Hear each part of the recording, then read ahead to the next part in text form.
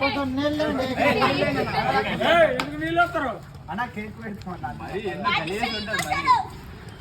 లేదు ఇప్పుడే పుట్టాడు, అప్పుడే స్నానం చేయకూడదు. ఆడు మొత్తం తినేది మొత్తం అన్న నీళ్ళు తీసుకురా.